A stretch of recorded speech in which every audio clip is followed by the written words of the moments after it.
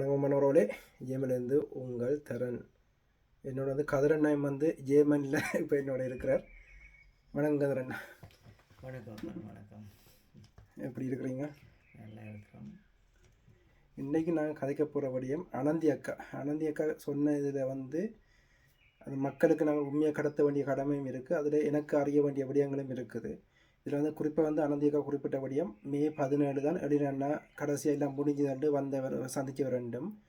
அதில் கையளிக்கப்பட்டது மே 17க்கு பிறகு என்ற விடயத்தையும், மற்றது ரெண்டாவது விடயமாக முக்கியமாக சிரட்டை என்ற விடயமே தேங்காயே 3 மாதம் இல்லை என்ற விடயம். சிரட்டையில் கஞ்சி குடித்ததெல்லாம் அது அவள் கோவப்பட்டிருந்தா அப்படியான செயல் நடக்கலையண்டு. ஆனால் இங்கத்திய அமைப்புகள் சிரட்டையில் தான் இந்த கஞ்சி வேரம் இதென்று சொல்லி இங்கே பரப்பி கொண்டு இருக்கணும். அதுக்கு பின்னால் இருக்கிற அரசியலை எங்களுக்கு தெளிவுபடுத்த முடியுமான்னு, அது எது உண்மை என்ன இது எதுக்காண்டி அப்படி செய்யணுமென்றபடி எங்கள் எங்களுக்கு அறிஞ்சு கொள்ள ஆர்வமாக இருக்குது. தரன் இதில் முக்கியமாக நாங்கள் பார்க்குறது சகோதரி அவர்களினுடைய அந்த ஒரு நேர்காணலில் அவர் சொன்ன விடயங்கள். இப்போ அவர் ஒரு போராளியினுடைய மனைவி என்பதும் அவர் சொல்லுகின்ற கருத்துக்களை அவரை சாராதவர்கள் பரப்புகின்ற விதமும் நீங்கள் அதற்கு ஒரு பெரும் முயற்சி எடுத்தீர்கள். பெரும் முயற்சி எடுத்து அதை நீக்கியிருந்தீர்கள், பல காணொளிகளை உரையாடியும் இருந்தீர்கள். இது ஒரு புறம் இருக்க, எழிலண்ணா அவர்களினுடைய துணைவியார் அவர்கள் சொல்ல வருகின்ற விடயம் என்ன? இதுதான் இங்கே இருக்கின்ற இன்று தமிழர்களுக்குள் இருக்கின்ற பிரச்சனை. ஒருவர் ஒரு கருத்தை சொல்ல வருகிறார் என்றால் அதற்கு எவ்வளவு வலு இருக்கிறது என்பது முதலில் முக்கியம். அப்போ அந்த வலுவை சுமந்து நிற்பவர்கள் எழிலண்ணா அவர்களினுடைய துணைவியார் அவர்கள். தன்னுடைய கணவரை கையளித்த பின் ஐக்கிய நாடுகள் சபைகள் ஊடாக பெரும் ஒரு அழுத்தத்தையும் உலக தேசத்திற்கு ஒரு கேள்விகளோடும் வலம் வந்து கொண்டிருப்பவர் அவர்.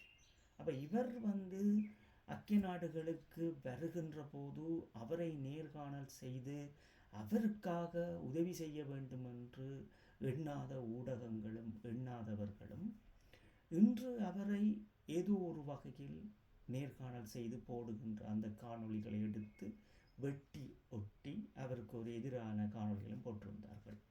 அப்போ இந்த சமூகத்துக்குள் இருந்து எப்படி நாங்கள் உண்மையை கடத்துவது? அவர் கேட்டிருக்கின்ற விடயங்களுக்குள் நாங்கள் செல்ல வேண்டும் என்றால், இந்த சிரட்டையில் கஞ்சி குடிக்க யார் சொன்னார்கள்? இந்த சிரட்டை ஏன் தமிழ் மக்களுக்குள் வருகிறது? இந்த 18ஆம் தேதி என்று சொல்லப்படுகின்ற இந்த நாளை யார் கொண்டு வந்தார்கள் என்கின்ற விடயமெல்லாம் நாங்கள் பார்க்க வேண்டிய தேவை இருக்கிறது. அப்போ ஒரு பெண்ணாக நின்று இந்த சமூகத்தின் மத்தியில் இந்த கலாச்சாரங்களை உருவாக்குகின்றதை இடைநிறுத்துங்கள். இது தமிழர்களை யாரோ ஒருவரே தன்னை ஆள நினைப்பதும் அவமானப்படுத்துகின்ற விடயங்களையும் மிக துல்லியமாக ஒரு மக்களை நேசிப்பவர்கள் சிந்திக்கின்றார்கள்.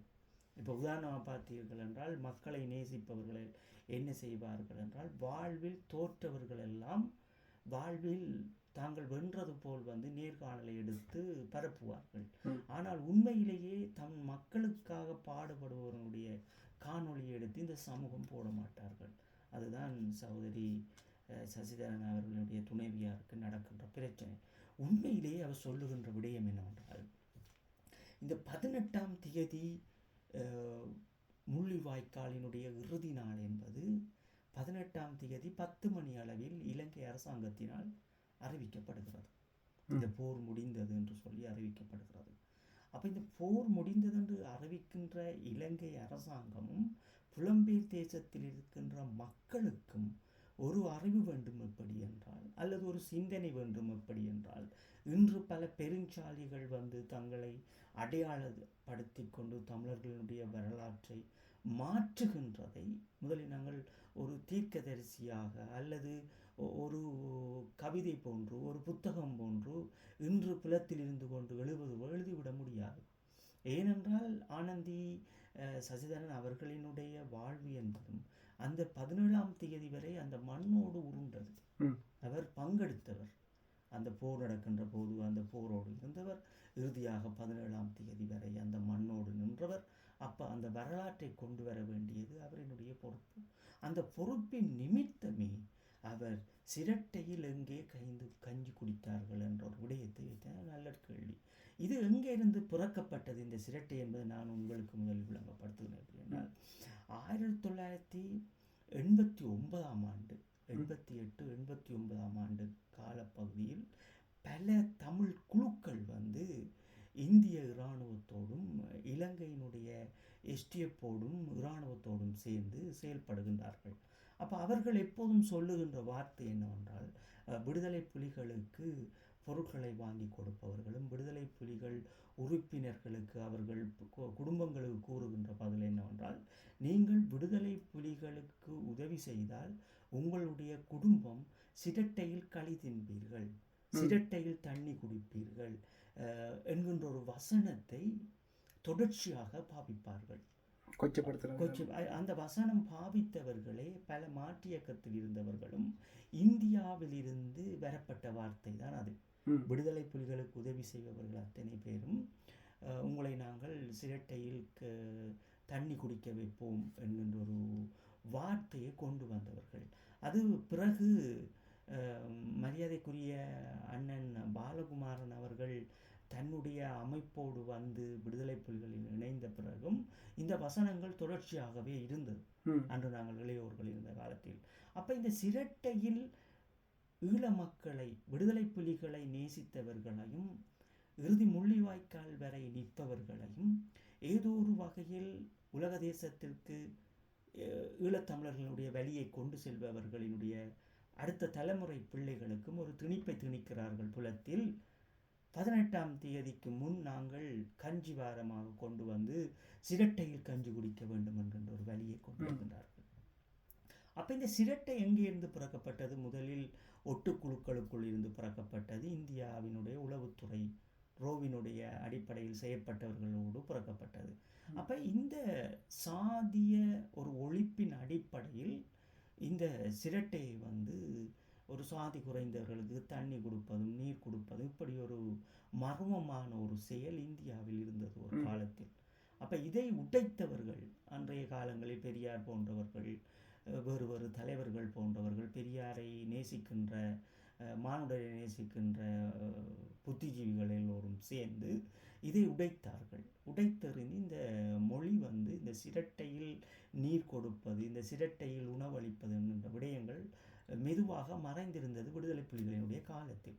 இந்த பாலகுமாரன் அண்ணா அவர்களுடைய ஈரோஸ் வந்து கலைக்கப்பட்டு தமிழ் விடுதலை புலிகளில் இணைந்த பின் மெதுமெதுவாக மாற்றியக்கங்கள் பயந்து இந்தியாவுக்குள் ஓடி வந்ததும் வேறு நாடுகளுக்கு தப்பிச் சென்றதும் என்று இந்த வார்த்தை வந்து அப்படியே மௌனமாக்கப்பட்டது. இது எப்படி 18ஆம் தேதி கொண்டு வரப்பட்டது? இதைத்தான் அவர் அங்கே எழுப்புகின்றார் அந்த கேள்விகள் ஊடாக. அப்போ இந்த வருங்கால சந்ததி ஈழத்தமிழ் இன்று இருக்கின்ற பிள்ளைகளுக்கு யார் சிரட்டையில் கஞ்சி குடிக்க சொன்னார்கள்? அவர் கேட்பது ஒன்றும் தவறு அல்ல. இறுதி தருணம் என்பது கஞ்சிகள் கொடுக்கப்பட்ட இடங்களில் பாத்திரங்களில் எடுத்தவர்கள் எடுத்தபடிகளும் அங்கே எதுவும் சிரட்டைகள் இருந்தால் அதில் எடுத்து குடித்தவர்களும் என்ற வரலாறு அது இருப்பது ஒரு வரலாற்றின் அடிப்படை. ஒரு ஆலயத்திற்கு சென்றால் கூட சிரட்டையில் புக்கை வாங்கி சாப்பிட்டவர்கள் அப்படியெல்லாம் இருக்கும். இலைகள் முடிந்த பின் அப்படியெல்லாம் வரலாறுகள் நிறைய இருக்கிறது. அதே போன்று இது சிரட்டையில் கஞ்சி குடிக்க வேண்டும் என்கின்ற மரபு ஈழத்தமிழரை விடுதலை புலிகளை நேசித்தவர்களை பழிவாங்கல் ரீதியாக ஒரு வரலாற்றை உருவாக்கி வைத்திருக்கின்றார்கள். இனி உருவாக்கி கொண்டு வரப்போகின்றார்கள். இந்த விடயமான இந்த எவ்வளோ நாளும் வந்து இந்த அமைப்பு எல்லாரையும் புலம்பெயர் மக்கள் எல்லாம் வந்து நம்பிக்கொண்டிருந்தா சிரட்டையில் இதனால் ஒரு ஒரு சிம்பிளாகவே மாற்றியாச்சு. அந்த இவ்வளோ நாளும் வந்து அது இந்த எங்களோட மக்கள் எல்லாம் வந்து இதை நல்லது செய்கிறேன்னு சொல்லி நினச்சி கொண்டு தான் அதை சிரட்டை வேறமாக இதண்டு அனுஷ்டிக்கணும் அந்த வேறத்தையன்னு. அது சிரட்டையில் கஞ்சி குடிப்பதுக்குள்ள நோக்கம் வந்து பழிவாங்கப்படுது. விடுதலை புலிகளை நேசித்தவர்களுக்கு தண்டனை கொடுப்பது போன்று அந்த வார்த்தை அன்றைய காலங்களில் உருவாக்கப்பட்ட இந்த வார்த்தைகள் ஒட்டுக்குழுக்களால் அது இன்று வந்து தமிழர்களுக்குள் பரவப்பட்டு கிடக்கிறது. அப்போ அவர் அதைத்தான் கேட்கிறார். தமிழீழ விடுதலை புலிகளினுடைய மாவீரர்கள் என்பவர்களும் போராளி என்பவர்களும் இதையெல்லாம் எறிவதற்காகவே தங்கள் இன்னுயிரை தந்தவர்கள். அவர் சசியண்ணா அவர்களுடைய துணைவியார் அவர்கள் சொல்லுகின்ற விடயத்தில் ஒரு முக்கியமான விடயம் இருக்குது என்னவென்றால், தமிழீழ விடுதலை புலிகள் தங்கள் இன்னுயிரை தந்தவர்கள் சாதிகளுக்காகவும் சாதிகளை உடைத்தெறிய வேண்டும் என்பதற்காகவும். அப்ப அந்த விடயத்தை அவர் சொல்ல வருகின்ற விடயத்தை புரிந்து கொண்டால் உண்மையில் விளங்கும் இந்த சிரட்டை ஏன் தமிழர்களுக்குள் அன்றைய வாரங்களாக ஊடுருவப்படுகிறது என்பதை. ம் அப்போ அதைத்தான் அவர் அந்த இடத்தில் முற்றுப்புள்ளி வைக்கின்றார். என்னவென்றால், எங்களுடைய மாவீரர்களும் போராளிகளும் ஏன் நாங்கள் மிக பெரும் ஒரு தியாகங்களை செய்தவர்களை சிரட்டையில் கஞ்சி தந்தார்கள் என்ற வரலாற்றை நாம் திணிக்க வேண்டும் ம் என்கின்ற ஒரு உண்மை பதிவையும் அங்கே பதிவிட்டிருக்கின்றார். ம் இப்ப களமுனையில் நின்று போராடியவர்கள் நாங்கள். ம். எங்களுக்கு களமுனையை விட்டு மக்களுக்கு என்ன நடக்கிறது என்பது ஒரு 10% எங்களுக்கு அறிந்த விடயங்கள் அல்ல. ம் ஆனால் நாங்கள் ஒரு நிர்வாகங்களுக்குள் சரியான முறையில் இருந்தபடியால் இந்த மக்கள் தொடர்புகளும் எங்கள் அணிகளுக்குள் இருந்தவர்கள், எங்களுடைய மாவீரர்கள், எங்களுடைய குடும்பங்களை நாங்கள் எங்களுடைய அணி ரீதியாகவே ஒரு கண்காணிப்பு வைத்திருந்தோம் இறுதி தருணத்தில். ம் அந்த அடிப்படையில் நாங்கள் பார்க்கும்போதுதான் சகோதரி அவர்கள் சொல்லுகின்ற விடயங்கள் மிக ஆய்வு செய்ய வேண்டிய விடயங்களாக அது இருக்கிறது. அதை இன்று அவர் சொல்லுகின்ற விடயங்களை பல புல்லுருவிகள் அவரை அவமானப்படுத்தி விட்டு அவர்கள் சென்றார்கள். அது வெட்டி அது சென்றார்கள். ஆனால் அவர் சொல்லுகின்ற விடயத்துக்குள் உண்மை விடயம் இருக்கிறது. அப்ப இந்த இறுதி தருணத்தில் கொடுக்கப்பட்ட கஞ்சிகளுக்கு யார் சிரட்டையை தூக்கி கொண்டு திரிந்தார்கள், அல்லது எந்த குடும்பத்தில் இருந்தவர்கள் மூட்டையாக இப்படி கஞ்சி கொடுப்போம் என்று முள்ளிவாய்க்கால் வரை சிரட்டையை கொண்டு வந்தார்கள் என்ற கேள்விகளை புலத்தில் இருக்கின்ற இளைய தலைமுறை பிள்ளைகள் தான் புரிந்து கொள்ள வேண்டும். இளைய தலைமுறை பிள்ளைகளுக்கு சுற்றி நடக்கின்ற விடயம் என்னவென்றால், தமிழீழ விடுதலை புலிகளை யார் நேசித்தாலும் அன்று 1987, 88, 89 ஆண்டு 90 ஆண்டுகளுக்குள் கொண்டு வரப்பட்ட விடுதலை புலிகளினுடைய உறவுகளாக இருந்தாலும் சரி, விடுதலை புலிகளுக்கு உதவி செய்வராக இருந்தாலும் சரி, இலங்கை அரசாங்கத்தாலும் இந்திய அரசாங்கத்தாலும் ஒட்டு குழுக்களால் இந்த வசனம் பாவிக்கப்பட்டது, உங்களுக்கு தண்டனை கிடைக்கும் என்று. ஏனென்றால் அவ்வளவு சித்திரவதை இருக்கும். இப்போ நீங்கள் உதாரணமாக யாழ் மாவட்டத்தை விட கிழக்கு மாகாணத்தை நீங்கள் எடுத்து பார்க்க வேண்டும். அப்போ கிழக்கு மாகாணத்தில் அண்ணன் சொர்ணம் அவர்கள் இருந்த காலங்களில் இருந்தாலும் சரி, அல்லது கிழக்கு மாகாணத்தில் ரமசண்ணா போன்றவர்கள் இருந்த காலங்கள் என்றாலும் சரி, அந்த காலங்களில் இந்த மக்கள் ஒவ்வொரு கிலோ அரிசாக கொண்டு வந்து தான் அவர்கள் கையளிப்பார்கள். அதே போன்று அண்ணன் சொர்ணம் அண்ணா அவர்களினுடைய காலத்தில் இன்று நீங்கள் எல்லோரும் அறியப்படுகின்ற இந்த சேனையூர் என்று சொல்லி இந்த ப்ராஜெக்ட் நீங்கள் அறியப்படுகின்ற அந்த பிரதேசத்தில் பெரும் ஒரு இராணுவ முகாமை வேலி அமைத்து SDF மக்களை ஒரு தீப்பெட்டி 1 கிலோ அரிசி அப்படித்தான் அவர்கள் கொண்டு போக விடுவார்கள். அப்படி எங்களுடைய மக்கள் அதை சேகரித்து சொர்ணமண்ணாவிடம் கையளித்து அங்கே இருக்கின்ற போராளிகள் அதை கஞ்சி குடித்து வாழ்ந்த வரலாறுகள் இருக்கிறது. அப்போ அந்த இடங்களில் குறிப்பிடுகின்ற வார்த்தை என்னவென்றால், ஒரு மக்களுக்கும் SDFோடு நின்று கொண்டு விடுதலை புலிகளுக்கு இதை கொடுத்தால் நீங்கள் சிரட்டையில் கஞ்சி குடிப்பீர்கள் என்றால் அவ்வளவு சித்திரவதை தருவோம் என்பதனுடைய அந்த துணிப்பொருள் தான் இந்த வார்த்தை.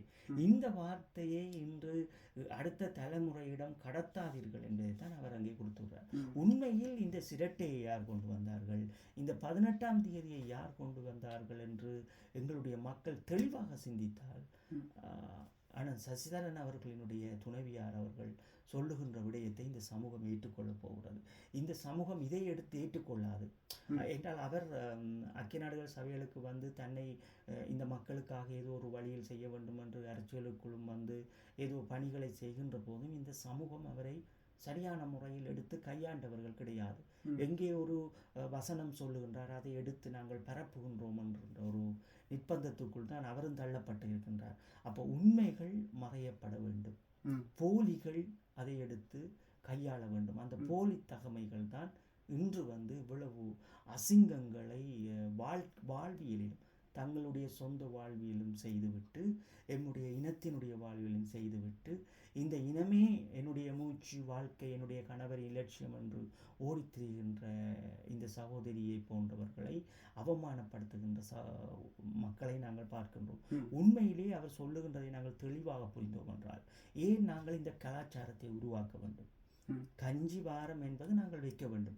முள்ளிவாய்க்காலில் ஒரு கஞ்சி நிகழ்வு நடந்தது, அதாவது ஒரு இனத்தினுடைய பட்டினி சாவு என்பதையும் இலங்கை அரசாங்கத்திற்கு நீங்கள் எல்லாம் ஒத்துழைப்பாக இருந்தீர்கள் என்கின்ற அந்த விதிமுறையை கொண்டு வர வேண்டும் என்றுதான் நாங்களும் உங்களை வைத்துக்கொண்டு 5 வருடங்களுக்கு முன் அந்த காணொலியை பதிவிட்டிருப்போம். ஏன் நாங்கள் அதை விட்டோம் என்றால், உலக தேசத்துக்கு சொல்லுவோம், ஜெர்மன் மொழியில் சொல்லுவோம், பிரெஞ்சு மொழியில் சொல்லுவோம் என்பதையும் சொல்லியிருப்பேன் நான் உங்களுக்கு. அந்த கலாச்சாரத்தை மறைத்து விட்டு இன்று எம் சமூகத்துக்குள் சிரட்டையை கொண்டு வருவதை நாங்கள் இதை உடன் நிறுத்த வேண்டும். இனி வருகின்ற எங்களுடைய முள்ளிவாய்க்கால் நாளில் நாங்கள் இதை நிறுத்திவிட்டு கஞ்சி வாரத்தை கொண்டு வரலாம்.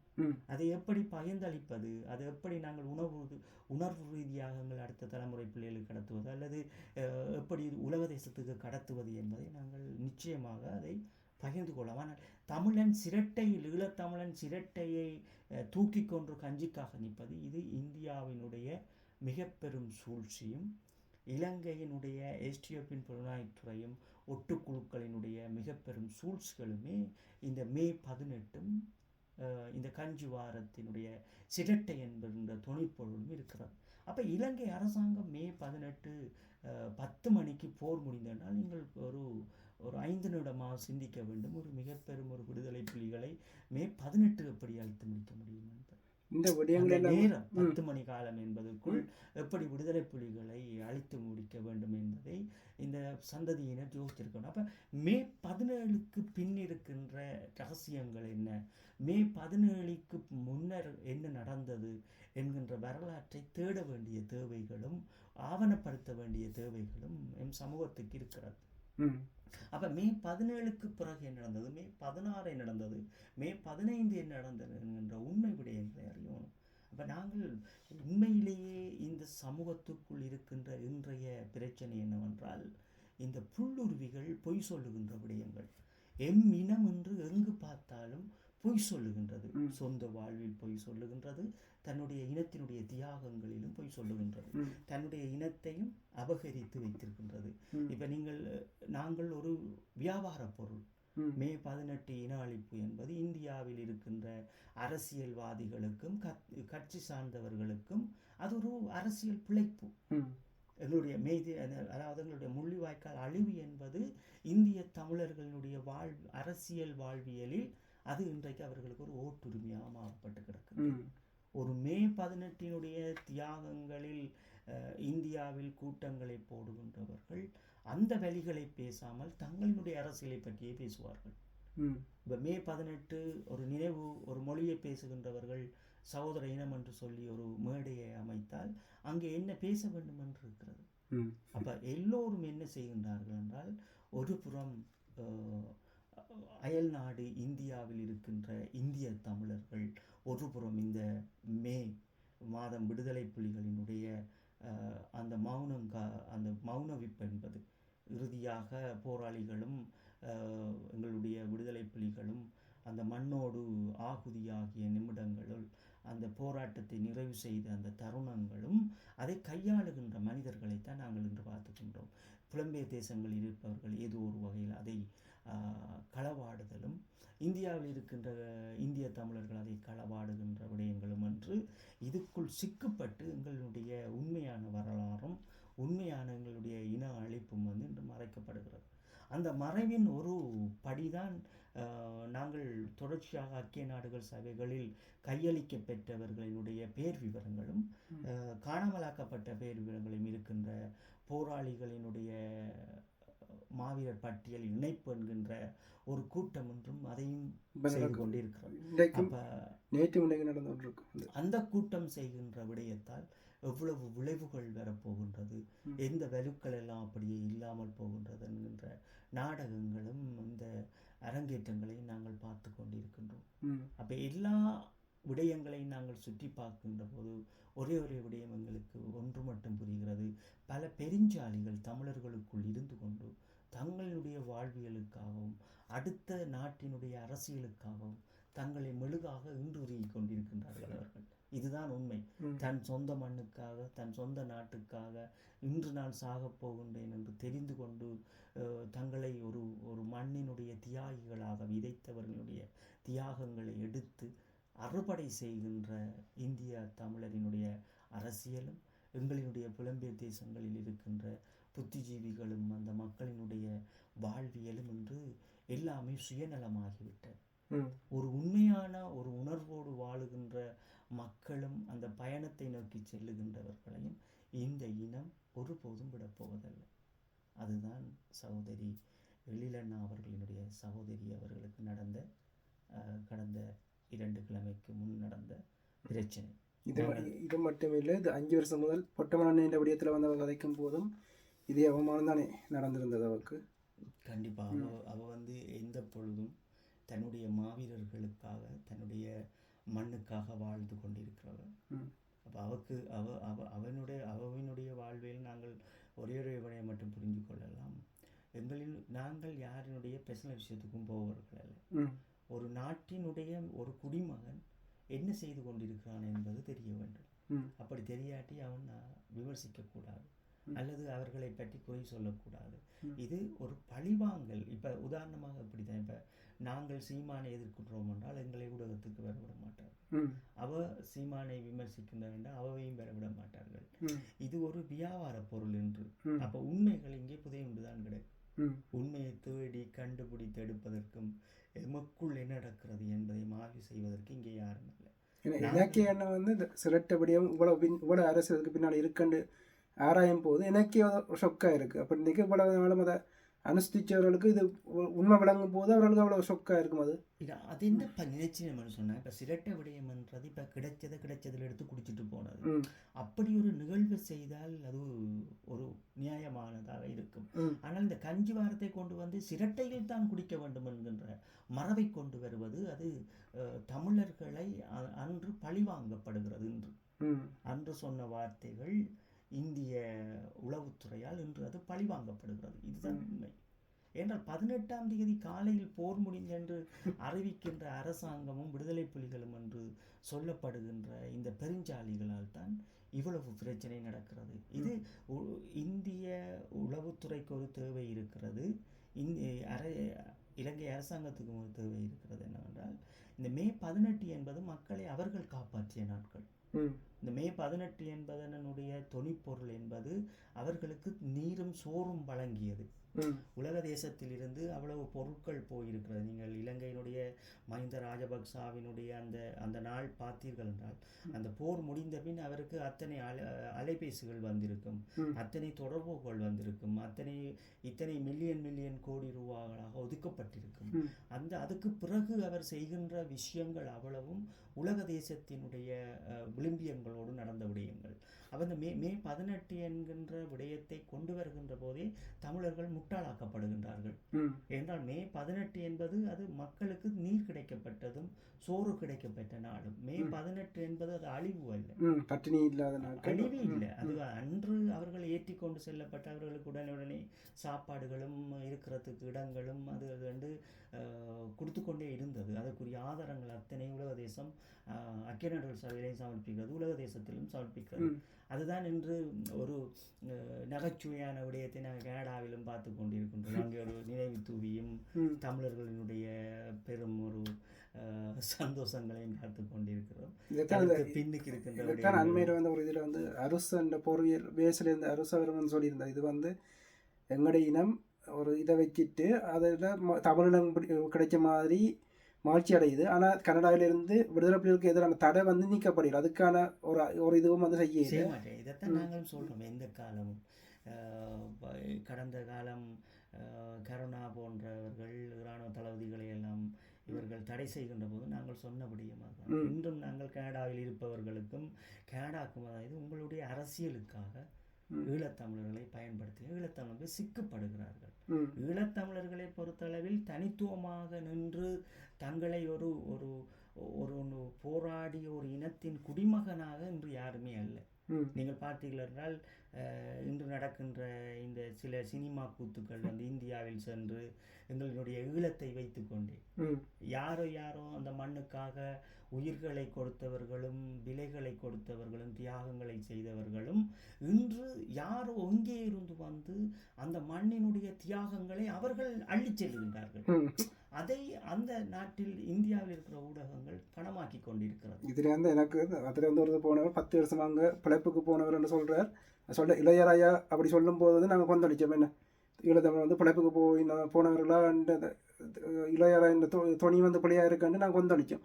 ஆனால் அதே வந்து ஒரு ஈழத்தமிழராக இருந்து அவற்றை பாட்டு என்ன ஒரு பாட்டு எங்களை போராட்டத்துக்கு என்ன ஒரு பாட்டு பாடியிருக்கிறேன் அப்படியான அவற்றை பேரன் வந்து அங்கே போய் தாங்கள் பிழைப்புக்கு தான் சுவிசுக்கு போனவன் அந்த சொல்ல வைக்கிறாங்க. அந்த அவர் விரும்பி சொல்கிறாரோ இல்லையோ, ஆனால் ஒரு ஈழத்தமிழராக இந்த வார்த்தையை உபயோகிக்கிறதே புலியான விடயம் என்ன சொல்றது? அதான் இப்போ நாங்கள் அதான் சொல்லுவேன், யார் மேல் குற்றம் சொல்லுவது என்பது போல இந்த இனத்தினுடைய இன்றைய இந்த நாடகம் எப்போது இந்தியாவில் இருக்கின்ற மக்கள் போன்று, இந்தியாவில் இருக்கின்ற அரசியல் போன்று திரையை பார்த்து கைதட்டுகின்ற அளவிற்கு எங்களுடைய இனம் மாறி இருக்கிறது தான் வேதனைக்குரிய விடயம். அப்படித்தான் நாங்கள் ஒவ்வொரு விடயமும் பார்க்கணும். இது இந்த மக்கள் புரிய போகிறது இன்று நாங்கள் ஒரு சந்திப்பின் போது இது உரையாடுகின்றோம். அது ஒரு நினைவுக்காக நாங்கள் இன்று உரையாடி இருக்கிறோம். அவர் வந்து 10 வருஷத்துக்கு மேலே அங்கே வந்து அந்த ஏதோ 30 நாள் விசாவில் போய் அங்கே இந்தியாவுக்கு போனவர் இது என்னான்னு ஏதோ கணக்காக சொல்கிறார் அவருக்கு. ஆனால் நீங்கள் வந்து ஒரு வருஷம் வந்து உங்களுக்கு வந்து இப்போ ஜேமனுக்கு வந்துட்டீங்க. நீங்கள் அப்படி 30 நாள் இதுவும் மடுக்கையில் உங்களுக்கு அப்படியே நீங்கள் ஓட்டோமேட்டிக்காக இங்கே வந்துட்டீங்க. இந்த உலகம் என்கின்ற விடயத்தில் இந்த இனம் எப்போ பொய் கதைக்க வலிக்கிட்டோம். அதாவது முள்ளிவாய்க்காலில் நிற்காத சில புல்லுருவிகள் முள்ளிவாய்க்கால் நின்றதாக தங்களினுடைய வெளிப்பாடுகளை காட்டிக் கொண்டிருக்கின்றார்கள்.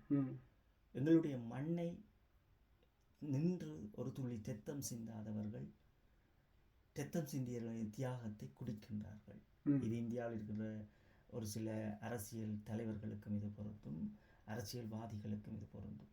அப்போ விடுதலை புலிகளை வைத்துக்கொண்டு, ஈழத்தமிழர்களை வைத்துக்கொண்டு அங்கே நடந்த அந்த போர்க்குற்றங்கள் 17ஆம் திகதி வரை நடந்த கொடுத்த விலைகள், உயிர் கொடுத்த, நாங்கள் அவ்வளோ உயிர்களை கொடுத்த அந்த விலைகளை இன்னொருவர் எடுத்து கையாளுகின்றதை எம் இனம் அதை வைத்துக்கொண்டு பிழைப்பு நடத்துகின்ற இந்த மே 18 தான் நாங்கள் கேள்வி கேட்க வேண்டிய தேவை இருக்கிறது. ஒரு இன அழிப்பு என்பது எப்போ நடந்தது என்பதை ஒரு சமூகம் புரிந்து கொள்ளாதவரை இது ஒரு வெறும் நாடகம்தான். ஒருவன் பிறந்து பூமியில் வந்து நாடகம் ஆடி செல்லுகின்றது போல் இந்த முள்ளிவாய்க்காலை வைத்து இந்த இனம் என்று அதை செய்து கொண்டிருக்கிறது. இப்போ உண்மையை நாங்கள் பார்த்தோம் என்றால் இறுதி நாள் மே 17 அந்த இறுதி நாளுக்குள் விழுந்த உயிர்களின் எண்ணிக்கை, அந்த எண்ணிக்கையை கையளித்த விதங்களும் அந்த உண்மைகளையும் முறியடிக்க வேண்டிய தேவை இந்தியாவிற்கும் இலங்கை அரசாங்கத்துக்கும் இருக்கிறது. அப்போ அதற்கு பல பேர் நின்று பல முனைகளில் வேலை செய்வார்கள். இந்த காலகட்டத்தில் முள்ளிவாய்க்காலில் நடந்தபடியாக வந்து எங்களோட மீடியாக்களை கொஞ்சம் காட்டினவன், ஆனால் உலக மீடியாக்கள் காட்டவே இல்லை. ஆனால் இப்போ எங்களோட கண் முன்னால் வந்து பலஸ்தீனா காசாவில் வந்து இனப்படுகொலை நடந்துகிட்டு இருக்கேன்னு, அதில் வந்து 70,000 மக்கள் வந்து அது சிறுவர்கள் பெண்கள் வந்து 70,000 மக்கள் இந்த மீடியாக்கள் எல்லா மீடியாக்களும் அதை கவர் பண்ணி கொண்டு இருக்குது. அவர்களுக்காண்டியே சுற்றி வந்து 20 நாடுக்கு மேலே நாடுகள் இருக்குது, சுற்றி அரபு நாடுகள் எல்லாம் கண் முன்னாலேயே இவ்வளவு படுகொலை. இந்த உலகத்தில் சமாதான போன இந்த 2ஆம் உலக யுத்தத்துக்கு பிறகு இந்த உலகம் வந்து சமாதான போக்கில் போனது. ஐக்கிய நாடுகள் சபையெல்லாம் உருவாக்கி சமாதான போக்கில் போகும்போது இந்த காசாவில் வந்து அந்த மக்கள் இப்படி படுகொலை செய்யப்பட்டு கொண்டிருக்கணும். ஆனால் ஒரு நீதி அவர்களுக்கு கிடைக்கிற மாதிரியும் இல்லை. நாடகங்கள் அரங்கேறுவது ஒழிய அந்த மக்களுக்கான நீதியோ அந்த ஒரு நாடம் அரங்கேற்றப்பட்டுத்தான் அந்த ஹமாஸ் என்ற இயக்கம் செய்த அந்த அட்டூழியத்தின் அதை வந்து அதுக்கான பழிவாங்கலாகத்தான் இது நடந்தது. ஆனால் என்ற அதுலேயே கேள்வி, பேச்சரையெல்லாம் படிக்க வைக்கத்தக்க தன்மையில் இருந்த அந்த நாடு இஸ்ரேல் நாடு இந்த ஹமாஸ் இந்த தாக்குதல் நடத்துன்னு தெரியாமல் இருந்தது. அதுலேயே எனக்கு இப்போ வந்து இந்தியாவில் நடந்த தாக்குதல் இருக்கല്ലോ, தீவிரவாதிகள் வந்து 26 பேரை கொண்டாங்க. அது எப்படி ஒரு திட்டமிட்ட இது மாதிரி தெரியுதோ அதே மாதிரி தான் இந்த இஸ்ரேல் இது வந்து ஒரு திட்டமிட்டு செய்யப்பட்ட ஒரு தாக்குதலாக இருக்குதுன்னு, ஒரு திட்டமிட்டு வடிவாக பிளான் பண்ணி அந்த காசா பகுதியே பல அரபுக்காரர் இல்லாமல் இஸ்ரேலுக்கான இதாக இருக்கணுமென்ற ஒரு தாக்குதலை தான் நான் பார்க்குறேன்னு உள்ளுக்குள்ளே போய் டீப்பாக பார்த்துமென்ட்டேன். இப்போ இந்த எங்கள் கண் முன்னாலே இவ்வளோ பெரிய பாடுகொலை இந்த இதில் காசெல்லாம் நடந்துகிட்டு இருக்குது. ஆனால் உலகம் மௌனமாக தான் இருக்குது. கண்டிப்பாக அதை இருக்கும், இருந்தே தீரும். என்ன இப்போ ஈழத்தமிழர்களையும் விடுதலை புலிகளையும் கழுத்தை பிடித்து அப்படியே உலுக்கிய இந்த உலகம் ஈழத்தமிழர்களை இன்னும் உலுக்கி கொண்டே இருக்கிறது. உலகத்தையும் இன்று அவர்கள் இவ்வளவு மானுடத்தில் இந்த 2025 ஒரு மானுடனினுடைய உயிர் ஒரு தடை செய்யப்பட்ட குண்டுகளாலவோ அல்லது ஒரு மிக பெரும் போரினால் ஆயுதங்களை செலவழிக்கின்ற ஒரு நாடுகளினால் அழிகின்றதை பார்த்து ரசிக்கிறது என்றால் இந்த உலகம், நாங்கள் அதிலிருந்தே புரிந்து கொள்ள முடியும். நாங்கள்லாம் இந்த ஒரு ஈழத்தமிழர்கள் எவ்வளவு ஒரு திரையில் வருகின்ற அல்லது ஒரு டிக்டாக்கில் வருகின்ற அந்த நிமிடங்களை போன்று உலகத்தையும் வாழ்வியலையும் கொண்டு வந்து செருக வைத்திருக்கின்ற ஒரு மிகவும் ஒரு வருத்தற்குரிய காலங்களையும் ஆண்டுகளையும் நாங்கள் ஐக்கிய நாடுகள் சபைகள் ஊடாகவும் பார்த்து கொண்டிருக்கின்றோம். ஐக்கிய நாடுகள் சபைகளில் பொறுத்த அளவில் அந்த மக்கள், இப்போ காசாவினுடைய மக்களாக இருந்தாலும் சரி, அல்லது இனி போர் நடக்கப் போகின்ற எல்லைகளாக இந்தியாவை பொறுத்தளவில் இருந்தாலும் சரி, இதற்குள் மக்களும் புத்திஜீவிகளும் மிக தெளிவாக சில விடயங்களை நுணுக்கமான முறையில் செய்து கொண்டிருக்கின்றார்கள். இந்த இந்தியாவில் தொடங்கப்பட்ட இந்த போரும் ஐக்கிய நாடுகள் சபையுடைய நாடகங்களும் இந்தியாவுடைய நாடகங்கள் எல்லாம் அது நீங்கள் தொடர்ச்சியாக அதை பேசிக்கொண்டு இருந்தீர்கள், பார்த்து கொண்டு இருந்தீர்கள். ஆனால் தமிழர்கள் இன்று ஒரு நாடக நடிகனாக மாறியது தான், வாழ்வியலில் மாறியது போல் இன்று எங்களுடைய போரை வைத்து இந்த நாடகம்தான் இங்கே இருக்கின்ற ஒரு மிக பெரும் ஒரு வழிகளாக நான் பார்க்கின்றேன். இப்போ நீங்கள் உதாரணமாக பார்த்தீங்கன்னா, நானும் இங்கே பிள்ளத்திற்கு வந்து 2 வருடங்கள் ஆகிறது. இப்போ இவ்வளவு கஷ்டத்தின் மத்தியில் இங்கே வந்து இந்த மண்ணோடு இந்த குளிரோடு நின்று போராடி ஒரு திருமணம் செய்து அல்லது திருமணமாகின மனைவியையும் குழந்தைகளையும் விட்டு இங்கே வந்த கணவர் இன்று ஒரு வயதான நிலைமையில் இருப்பினும் அவரை எடுத்து உதறி தள்ளிவிட்டு இன்னொருவோடு போவதும் அல்லது அதை சட்டப்படி அவர்கள் விவாகரத்து செய்துவிட்டு அதை பெருமைப்பாடுகிறதும் இந்த வழிகள் எல்லாம் என் இனத்திற்குள் தான் நடக்கிறது. என் இனம் என்பது நாங்கள் இளையோர்களாக இருந்த காலத்தில் எங்களுடைய வீட்டு பெண்கள் என்பவர்கள் எப்படி என்றால் அம்மா சகோதரங்கள் இருப்பார்கள் என்று எங்களுடைய வீட்டு பெண்கள், எங்களுடைய மண்ணினுடைய வீட்டு பெண்கள் எல்லோரும் தாங்கள் போடுகின்ற உடுப்புகளை தோய்த்து இன்னொரு உடுப்புக்குள் மறைத்துத்தான் காய விடுவார்கள் கொடியில். அவ்வளவு ஒரு பண்பு மித்தவர்கள் நாங்கள் ஈழத்தமிழர்கள். நான் சொல்லுகின்றது புரியும் என்று நினைக்கிறேன். அப்போ அப்படி ஒரு பண்பை கொண்ட எங்களுடைய ஈழத்தமிழர் என்று அதே அரைகுறை உறுப்போடு வெளியில் தெரிகின்றார்கள். இந்த சமூகத்தையும் கட்டி காத்து அந்த சமூகத்திற்குள் கொண்டு வந்து வளர்த்த பிள்ளைகள் தான் இன்று புலத்தில் இவ்வளவு கஷ்டப்பட்டு இந்த குளிருக்குள் நின்று குடும்பத்தையும் எடுத்து விட்டவரையும் ஒரு திருமணம் செய்துவிட்டு நீ நல்லா இருக்க வேண்டும் என்று இங்கே எடுத்து அவருக்கு கல்வியை கொடுத்து உணவை கொடுத்து அவரோடு நின்று ஒரு வாழ்க்கை துணையாக நின்றவர்களையும் இந்த பிரிவு என்கின்ற அடிப்படையில் பிரிந்து நிற்பதை நாங்கள் தொடர்ச்சியாக பல குடும்பங்களையும் பார்த்து கொண்டிருக்கின்றோம். அப்போ இனி வருகின்ற சமூகம் எப்படி வாழப்போகிறது அல்லது இதை நாங்கள் எப்படி மாற்றப் போகின்றோம் என்றால் எங்களுக்குள் இன்று ஈழத்தமிழர்களுக்குள் உண்மை இல்லை. நாடகம் எப்படி ஒரு முள்ளிவாய்க்கால் 17ஆம் தேதி வரை நடந்த ஒரு உண்மை சம்பவங்களை 18ஆம் தேதிகளாக கொண்டு வந்து இன்று வரை பல பெருஞ்சாலிகள் அதை நாடகங்களாக கொண்டு வருகின்ற இந்தியாவும் இலங்கையும் புல்லுருவிகளும் சேர்வது போல்தான் தமிழர்களினுடைய அன்றாட வாழ்வியலும் நாங்கள் மாறி நிற்கணும். அப்போ நாங்கள் எதையும் சரி செய்ய முடியாது. அடிப்படை வாழ்வியலின் ஒழுக்கத்தில் துளைத்து நிற்கும் நாங்கள் இதையெல்லாம் சரி செய்து விட முடியாது.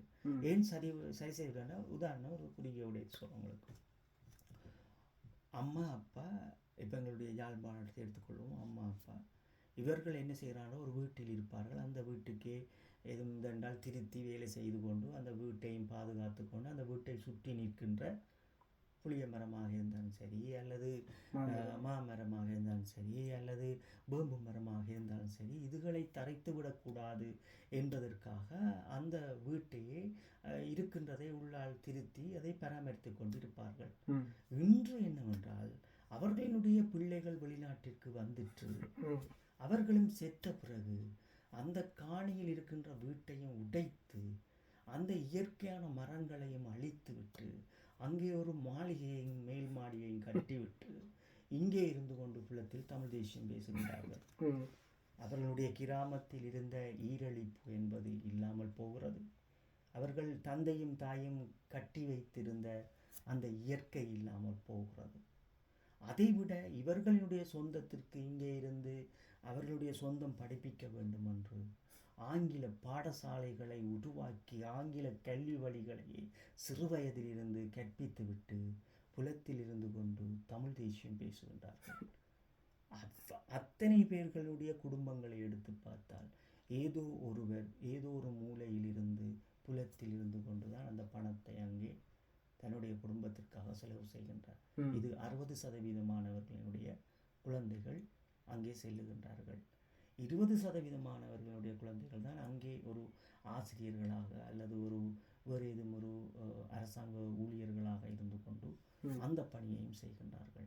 இப்போ நாங்கள் பார்க்கும்போது தான் ஒரு விடயம் தெளிவாக புரிகிறது என்னவென்றால், நாட்டை விட்டு வந்தவர்கள் அதற்கு பிறகு அவர்கள் செய்கின்ற செயல்பாடுகள் ஒன்றும் அவர்களுக்கு தெரியுதல்ல. நான் என்ன பிள்ளை விடுகின்றேன், என்னுடைய அம்மா அப்பா வாழ்ந்த வீடுகளை உடைத்து விட்டு அவர்களுக்கு கொடுத்த அந்த நிழலையும் அந்த குளிர்ச்சியையும் நான் அழித்து விட்டு அங்கே நான் எதை நான் தமிழ் தேசியமாக பேசப் போகின்றேன் என்ற எண்ணங்கள் இல்லாதவர்கள் தான் ஆனந்தி சசிதரன் போன்றவர்களினுடைய துணைவியார் அவர்கள் வந்து பேசும்போது அவ்வளவு பிரச்சனைகளை இணையதளத்தில் உருவாக்க. எனக்கு வேடிக்கையாக இருக்குது. இந்த அச்சுராண்ட ஒருவர் வந்து எவ்வளோ எங்களோட போராட்டத்தையும் தேசியவரையும் மண்ணையும் மக்களையும் வந்து எவ்வளோ தூரம் அவமானப்படுத்தி விட்டாப்புறம் வந்து இங்கே தமிழ் தேசம் என்று சொல்லி கட்சி தலைவர் வந்து அவரை பாராட்டுறார். இங்கே மக்கள் வந்து அவரை பாராட்டினார். ஆனால் உண்மையாகவே வந்து மக்களுக்காண்டி ஐநாவரையும் வந்து போராடி கொண்டு கையளிக்கப்பட்ட தன் கணவர் உட்பட போராளிகளுக்கு மக்களுக்கு நியாயம் கிடைக்கணும் என்றதை போராடி கொண்டிருக்கிற ஒரு உணர்வுள்ள ஒருவரை வந்து இந்த இனம் வசப்பாடுது. அதுக்கு கொமெண்டில் பார்த்தீங்கன்னா இந்த இனத்துக்காண்டியா நாங்கள் குரல் கொடுக்கணுமாண்டு அந்த ஒரு வெறுப்புணர்வை வந்து திட்டமிட்டு ஏற்படுத்தினோமே. கண்டிப்பாக. இப்போ நாங்கள் எங்களுடைய நாங்கள் இன்று ஒரு சந்திப்பின் ஊடாக நாங்கள் இதை பதிவு செய்கிறோம். எங்களுக்கும் இந்த மக்கள் மீது உடன்பாடுகள் கிடையாது. ஏன்னா நாங்கள் இந்த மக்களுக்காக நிறைய இழந்துட்டோம். அதான் நான் குறிப்பாக சொல்ல வேண்டுமென்றால், யாழ்ப்பாணத்தை பொறுத்த மட்டில் அவர்களினுடைய தாய் தந்தையர்கள் கட்டி காற்ற தேசியத்தை அழித்த பின், அந்த ஈரத்தை இவர்கள் காய வைத்த பின் மீண்டும் அதை அவ்வளவு இலகுவாக தேசியமாக உருவாக்கிவிட முடியாது. இவர்களுக்கு ஒன்றுமே புரியவில்லை. இவர்கள் நினைக்கின்றார்கள், நாங்கள் பணத்தை எடுத்து அடுத்தவருக்கு எதிராக ஒரு மாளிகையை கட்டிவிட்டு வேம்பையும் தரித்தறிந்து விட்டு மாவையும் தரித்தறிந்தால் அதான் தமிழ் தேசியம் என்று நினைக்கின்றார்கள். இந்த எண்ணம் உள்ளவர்களுக்கு சகோதரி சசிதரன் அவர்களினுடைய துணைவியார் அவர்கள் சொல்ல போகின்ற விடயம் புரிய போவதில்லை. நாங்கள் சொல்ல போகின்ற விடயமும் புரிய போவதில்லை. ஏனென்றால் வெளிநாட்டை பொறுத்தளவில் புலம்பெயர்ந்த கலாச்சாரத்தோடு மனிதன் மெல்ல மெல்ல உருண்டுட்டான். அதான் அவனுக்கு அந்த வழி தெரியுதில்லை. என்னுடைய கணவன் எவ்வளோ கஷ்டப்பட்டு என்னை இங்கே எடுத்திருப்பான், அதுக்கு அப்புறம் எனக்காக இவ்வளவு வழிகளை அவன் சுதந்திருக்கின்றான், நான் ஏன் இதற்காக நான் விவாகரத்துக்குள் செல்ல வேண்டும் என்கின்றதை ஒரு சிந்திக்க தவறுகின்ற ஒரு ஈழத்தினுடைய தாயினால், ஒரு ஈழத்தினுடைய பெண்ணினால் இந்த வழிகளை சுமந்து அதை கொண்டு வந்து பக்குவப்படுத்தி புரியாதவர்களுக்கு புரிந்தபடியும் அல்லது தாங்களே ஒரு புரிந்தவர்களாக ஒரு சமூகத்தில் தெரிந்தவர்களாக கொண்டு வந்து நிலைநிறுத்த வேண்டும் எங்களுடைய கௌரவத்தை என்பதை அறிய தவறுகின்ற இன்றைய சமூகங்கள் ஏன் தமிழ் தேசியம் பேச வேண்டும்? அப்படி நாங்கள் பார்க்க வேண்டும். அப்ப எல்லாமே இன்று பிறருக்கா. இப்ப நீங்க உதாரணமா பார்த்தீங்க என்றால், இந்த முள்ளிவாய்க்காலோடு ஒட்டி நின்றவர்களுக்கு அவமானங்களும் அவர்களை பிரித்து வைக்கின்ற வேலைகளும் எல்லோரும் செய்து கொண்டிருப்பார்கள். அதாவது விடுதலை புலிகள் 17ஆம் தேதி வரை நின்றவர்களினுடைய குறவலையை நசுக்குகின்றார்கள். இதுதான் அந்த உலகத்தினுடைய அஜெண்டா. அது தொடர்ச்சியாக நடந்து கொண்டிருக்கும். ஆனால் இதற்குள் இல்லாதவர்கள் அதை வைத்துக்கொண்டு கோடீஸ்வரர்களாகவும் செல்வந்தர்களாகவும் அல்லது ஒரு பப்ளிசிட்டியானவர்களாகவும் வாழ்வதற்கு ஒரு வழிவகுப்பார்கள். அது டிக்டாக்கிலோ அல்லது தங்களை ஒரு செயல்பாட்டாளர்களோ அல்லது ஒரு புத்தகம் எழுதுகின்றவர்களோ போலோ அல்லது ஒரு தேசியவாதிகளோ அவ்வளோ பொய்களை விற்பார்கள், பொய்களை அடுக்குகின்றார்கள். அப்ப இந்த சமூகத்துக்குள் நாங்கள் நின்று கருத்துக்களை சொல்ல வேண்டும் என்பது இன்று நாங்கள் எடுத்த முடிவு அல்ல. இது நாங்கள் ஒரு உரையாடல், அதனால் உரையாடுகின்றோம். இது இவர்களுக்கு கருத்து சொல்லுவதற்கு நாங்கள் யார்? இது யாருக்கும் நாங்கள் கருத்து சொல்ல வேண்டி வந்தவர்கள் அல்ல. நடந்ததை ஒரு இணையதளம் இருக்கின்றபடியால் நாங்கள் அதை இருவரும் உரையாடி போடுகின்றோம் இதற்குள் என்ன நடந்தது என்பதை. அவ்வளவுதான். இனியும் நாங்கள் அப்படித்தான் செய்ய போகின்றோம். நாங்கள் இதை உரையாடி போட போகின்றோம். அது இவருக்கு போட வேண்டும், அவருக்கு போட இணையதளம் இருக்கிறது, அதை சரியாக பயன்படுத்த வேண்டும். அப்போ நாங்கள் இருக்கின்ற ஒரு சில விடயங்களை நாங்கள் உரையாடி போடுகின்றோம். அவ்வளவுதானே தவிர இந்த இனம் எழிலண்ணா அவர்களுடைய துணைவியாரை புரிந்து கொள்ள போகிறதும் அல்ல, அல்லது தரன் என்பவரை புரிந்து கொள்ள போகிறதும் அல்ல, அல்லது கதிர் என்பவரை புரிந்து கொள்ள போகிறதும் இந்த இனம் கிடையாது. ஏன் கிடையாது என்றால், பொய்களினால் இன்று வட்டமிடுகின்ற இந்த ஈழத்தமிழன் தன் தியாகங்களை இன்று உலக தொலைக்காட்சியில் விற்க வேண்டும் என்று முனைகின்ற ஈழத்தமிழன் முக்கிய நாடுகள் இதில் வந்து ஒன்றும் படுகோலமான விடயமான மலைய மக்கள் ஒரு வேறுநண்ட ஒரு முரளி அந்த தம்பிக்கு வந்து அரணா நிற்கினான், அந்த பாதுகாக்கினான், அந்த சமூக அநீதிக்கு அவர் கூட கொடுக்குறார். அதுக்கு வந்து அங்கே மலைய மக்கள் தங்களோட மகனாக பார்த்து அவருக்கு அரணா நிற்கணும். அவர் போலண்டு உச்சியில் வரும்போது எங்களோட ஈழத்தமிழர்கள் வந்து இப்போ வந்து எங்கட மகனாக பார்க்கணும். அதே வந்து ஒரு பிரித்தாளும் சூழ்ச்சி. என்ன அங்கே இருக்கிற மக்கள்கிட்ட சப்போர்ட்டை பிரிச்செடுத்து வேற ஒரு ஈழத்தமிழன் காட்டி அந்த ஆதரவை வந்து பிரிக்கிற நோக்கம் தான் அதுக்கு பின்னாடி அரசியல். அது அந்த விடயம் நல்ல விடயம். என்னென்னா அதில் நீங்கள் எப்படி பார்க்கணும் என்னென்னா, நான் உங்களுக்கு எப்பவும் சொல்லியிருப்பேன், தமிழீழ விடுதலை புலிகளுக்காக அயல் நாடுகளில் இருந்த மக்கள் செய்த தியாகங்கள் நான் உங்களுக்கு கேரளாவை நான் அடிக்கடி சுட்டி காட்டியிருப்பேன். மலையாளம் தெரியுமே. அப்போ நான் மலையாளம், நாங்களும் நல்ல மலையாளம் பறிவோம். அப்போ எங்களுக்கு நாங்கள் சம்சாரிப்போன்றபடியால் மலையாளத்தில் அடிக்கடி டிவிகள் பார்க்குற பழக்கங்கள் தொடர்புகளும் எங்களுக்கு இருந்தது. முக்கியமாக நான் சொல்லிப்பேன்னா, விடுதலை புலிகளாக ஒரு உறுப்பினர்களாக இருக்கக்குள்ள எங்களுக்கு அதாவது அந்த பிரதேசம் என்பது அது எவ்வளவு முக்கியத்துவம் வாய்ந்ததுன்னு சொல்லியிருப்போம். அந்த நேரம் யாருமே கேட்டவர்கள் கிடையாது. முக்கியமாக சொன்னாங்க. இன்றைக்கு அந்த பெடியன் வந்த உடனே இவர் இலங்கையர் என்று சொல்லி பண்ணினாங்க. இப்போ அந்த பெடியனுடைய அம்மா பூர்வீகம் வந்து ஈழத்தமிழராக இருந்தாலும் இந்த சமூகம் இன்று ஏன் இப்படி மாற வேண்டும் என்கின்ற ஒரு கேள்வி இருக்கிறது. அப்போ இந்தியாவினுடைய கலாச்சாரம் அவர்கள்ட்ட தொத்திட்டு அதை நான் எப்போதும் சொல்கிறது. இவங்க என்னென்றால் இப்போ இந்தியா வந்து எப்போவும் தரையை பார்த்து தான் வாழும், தன்னை அதுக்குள்ளே தான் வச்சிருக்கும், யார் ஒருவன் வருவான் என்று எதிர்பார்த்து கொண்டிருக்கும். கடவுள் வருவார். இப்போ நீங்கள் எப்படி பாருங்க, தமிழ்நாடு என்று நீங்கள் எடுத்தீங்கன்னு சொன்னால் அங்கே தமிழ்நாட்டில் ஒன்றுமே இல்லை தமிழர்கள். நீங்கள் எஸ்பி பாலசுப்ரமணியம் அவர்கள் எடுத்தீங்கன்னு சொன்னால் அவர் ஒரு புறமொழியாளர். அதேமாதிரி சித்ரா அவர்களை எடுத்தீங்கன்னா அவரும் ஒரு புறமொழியாளர். ஜானகி அம்மா அவர்கள் எடுத்தீங்கன்னா அவரும் ஒரு புறமொழியாளர். நீங்கள் கைவிட்டு எண்ணக்கூடிய அளவு அன்றைய காலம் டிஆர் மகாலிங்கம் போன்றவர்கள், அல்லது டிஆர் மகாலிங்கத்துக்கு முன்பின் இந்த சுசிலாமா போன்றவர்கள், இப்படி பார்த்தீர்கள் என்றால் அதில் அன்றைய தலைமுறையில் இருந்தவர்கள் தான் ஒரு சில பேர் இருந்தார்கள். அதற்கு பாலசுப்ரமணியத்துக்கு பின் வந்தவர்கள் எல்லோருமே இப்போ எங்களினுடைய காலத்துக்குள் வந்தவர்கள் பார்த்தீர்கள் என்றால் அப்படித்தான் புறமொழியாளர்கள் வந்தார்கள். அப்போ தமிழ்நாட்டில் இருப்பவர்களுக்கு ஒரு தேவை இருந்தது என்னவென்றால், இந்த எல்லாம் வருகின்றவர்கள் தங்களை பலப்படுத்தி கொண்டிருப்பவர்களை வைத்துக்கொண்டே இவர்கள் ஒரு அரசியல் காய்நகர்த்தலை செய்வார்கள். அதான் இந்த விடுதலை புலிகளும் தேசிய தலைவரும் முள்ளிவாய்க்கானுடைய 17ஐயும் தங்கள் வசம் செருவிக்கொண்டு அரசியல் பேசுகின்றதை நாங்கள் பார்க்கின்றோம். அதே போன்று இன்று தமிழர்கள் திரும்பித்தார்கள். இந்த வேடன் சகோதரனுடைய அது அவர் எழுதுகின்ற அவருடைய கவிதைக்கு நாங்கள் மரியாதை என்று அவர் நடைமுறை உண்மையான கவிதைகள் எழுதுகிறார். சாதியம், அது ஒரு மக்களுடைய மூல நம்பிக்கை, சாராயத்தை கொண்டு வைக்க அதற்கு நாங்கள் ஆதரவு கொடுக்க மாட்டோம். சாராயங்கள் அவர் கொண்டு வருகின்ற ஒரு டிக்டாக்ல போட்டு கடந்து போறது வேறொரு பிரச்சனை. ஆனால் அதை தூக்கி பிடித்து ஒரு மலையாளத்தினுடைய பிறந்து அந்த மன்னவரை வளர்த்து அந்த மன்னவருக்கு உறுதுணையாக நிற்கும் ஒரு பிரித்தறிய நினைப்பதுதான் சூழ்ச்சியம். சரியான புரியல வந்தீங்க. அந்த சூழ்ச்சியத்துக்குள் நாங்கள் ஒருபோதும் நிற்கக்கூடாது. அதுதான் ஒரு முக்கியம். இதைத்தான் நாங்கள் சொல்றோம், இந்த விஷயத்தை செய்யாதீங்க. இதைத்தான் தமிழ்நாட்டில் இருக்கின்ற அரசியல் தலைவர்களும் அரசியல்வாதிகளும் ஒரு சில மக்களும் செய்து கொண்டிருக்கிற சொன்னால் ஈழத்தமிழர்கள்லாம் தனித்துவமாக விடுங்க. அவர்கள் ஒரு மண்ணுக்காக போராடியவர்கள், ஒரு மண்ணுக்காக கட்டப்பட்ட அமைப்புகள் என்றால் அதுக்கு ஒரு மரியாதையை கொடுத்து அதை கொண்டு போக வேண்டும் என கையாளக்கூடாது, திருடக்கூடாது.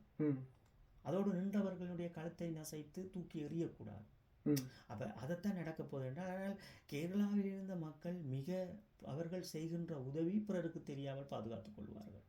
அவர்கள் அந்த சில மாண்புகளை சரியாக கொண்டார். சொன்ன பாருங்க, விடுதலை புலிகளோடு ஒட்டி நின்றவர்கள் எந்த இடத்திலும் அவர்கள் பேச மாட்டார்கள். நாங்கள் விடுதலை புலிகள் நின்றோம், அவர்களுடைய உறுப்பினர்களுக்கு நாங்கள் ரவுண்ட்ஸுகளை எடுத்தோம், உடம்பில் இருந்து அல்ல சிகிச்சைகளை அளித்தோம், மூச்சுகளை கொடுத்தோம், இதயங்கள் நுரையீரல்களில் வெடிப்பட்ட அதுகளை நாங்கள் அவர்களுக்கு சரியான ட்ரீட்மெண்ட் செய்து அனுப்பின்ற வசனங்களை சொல்ல மாட்டார்கள்.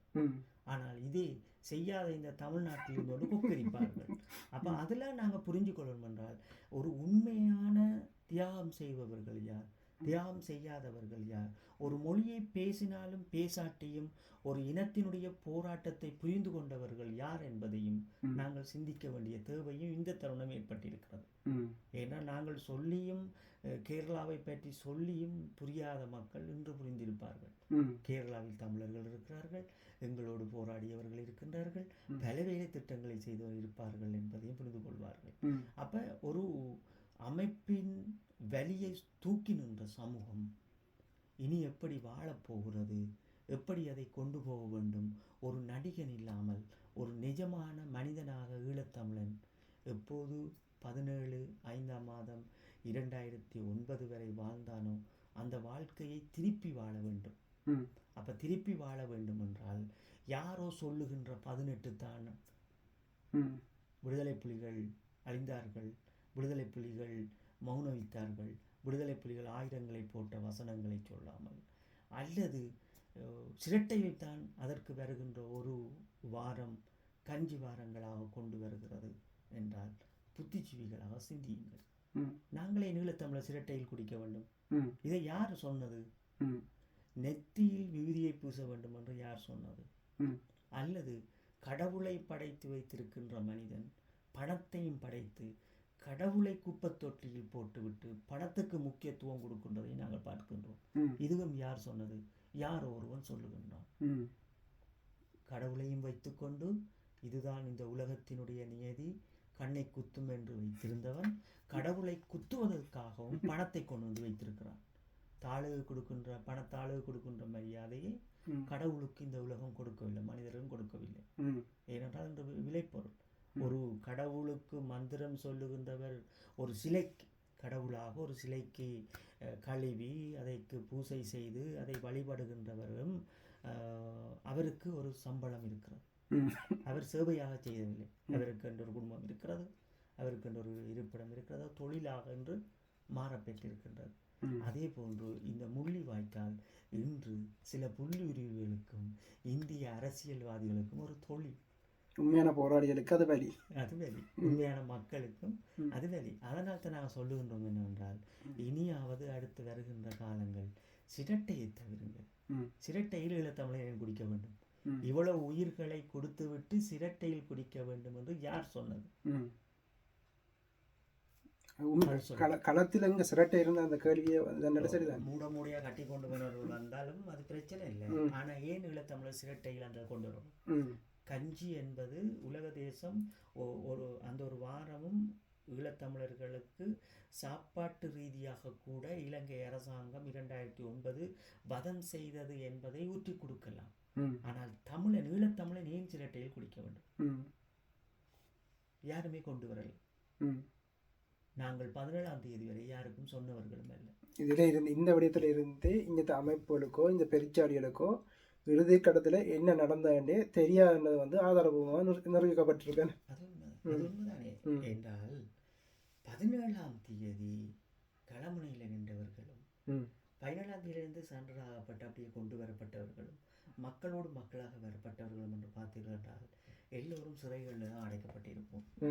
காயப்பட்டவர்களும் போராளிகளும் என்றால் அந்த அவருடைய கட்டுப்பாடுகள் அப்படித்தான் இருந்தது. மிக ஒரு இறுக்கமான சூழல்கள் இருந்தது. அப்போ யாரா எல்லாரும் சிறையில் இருந்து தான் வெளியேறி இருப்போம். எங்கே ஒரு கோழிக்குட்டு முகாமலியாக இருந்து வெளியேறியதோடைய இன்னார் மகன் இன்னார் கோழிக்குட்டுமாவிலிருந்து வெளியேறிட்டார்ன்றது தகவல் வந்து கொண்டே அது உரையாடி கொண்டே இருக்கும். ஏன்னா எல்லாரும் வந்து ஒரு பெரும் இனம் நாங்கள் சிறைக்குள்ள அடைக்கப்படக்குள்ள ஒரு ஆள் வர வர அவரிடம் விசாரிக்கப்படும். நான் வந்தேன்டா பின்னுக்கு இருக்கிற ஒரு 100 போராளிகளின் உறவுகள் வந்து விசாரிப்பினோம். அப்போ ஒரு பெரும் வலயம் சுற்றி இருக்கும் எங்களை சுற்றி. அப்போ அதைத்தான் நாங்கள் சொல்கிறோம் என்னென்றால் அந்த வலயத்துக்குள் இருந்த எங்களுக்கு தெரியும் யார் இறுதியில் வந்தோம் என்று. நீங்கள் கதைகள் சொல்லிக்கொண்டு பெரிய மக்களை குழப்பிக்கொண்டு உண்மை சொல்லுகின்றவர்களையும் எந்த ஏது என்று கேட்காமல் இந்த இளம் சமூக பிள்ளைகள் திடீரென்று எடுத்துட்டு அதை வெட்டி போடுகின்ற விடயங்களை நிப்பாட்டுவோம். உண்மையாகவே போய்ங்க ஆய்வுக்கு சிரட்டையில் ஏன் குடிக்க வேண்டும்? ஈழத்தமிழ் ஒரே கொள்ளி நாங்கள் வைப்போம். பட்டினி சாவு என்பதை இந்த விதத்தில் கொண்டு வர போகின்றோம். உலக தேசத்துக்கு சுட்டி காட்ட போகின்றோம்.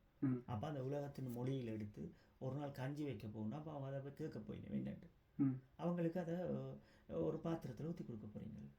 இது ஒரு நினைவா நாங்கள் மக்கள் செத்த வாரங்களாக எங்களோட இனம் செத்த உறவுகள் செத்த வாரங்களாக எங்களோட மனசில் பூசிக்கிறோம். இதை உங்கள்கிட்டையும் நாங்கள் கேள்வியாக கேட்குறோம். ஏன் கண்ண முடியுது இனியாவது உலக தேசத்தை கண் திறந்து பாருங்க. அதுக்குத்தானே செய்ய போகிறோம். ஏன் சிரட்டையில் குடிக்கணும்? அப்போ அன்று சொன்ன விடயங்கள் புல்லுரிவுகளினால் அது இன்று திணிக்கப்படுகிறது. இதை உடனே நிறுத்தி கொண்டு அடுத்த வருங்காலம் இதை செய்ய வேண்டும் என்பதை சிந்தியுங்கள். ஜேமருக்கு வந்து எங்கள் வீட்டை வந்து 2 ஆண்டு ஒரு உரையாடலாம் முடிஞ்சிருது. நன்றி, மிக்க நன்றி. நன்றி.